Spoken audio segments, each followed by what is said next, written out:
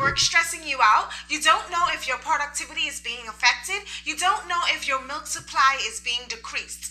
If you answered yes to any of those questions, then this video is for you.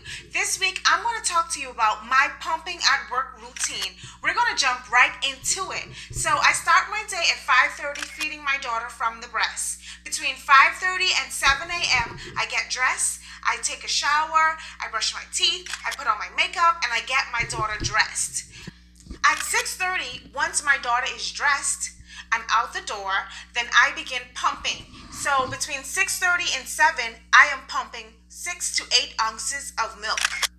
Depending on how the flow is going, if the flow is going really well, I will continue to pump once I'm in the car.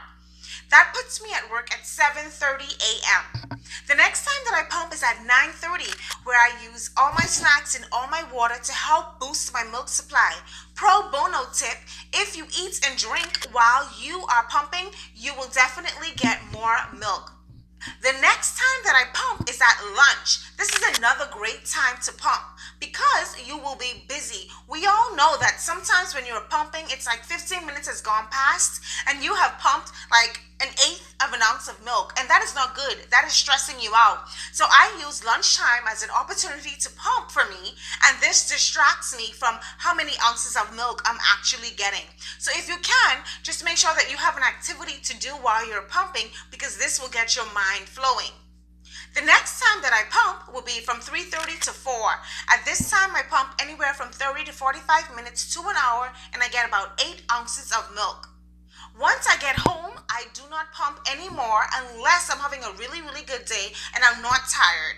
At that time, I will only pump at the end of the night. Once I'm home, I feed my daughter from breast.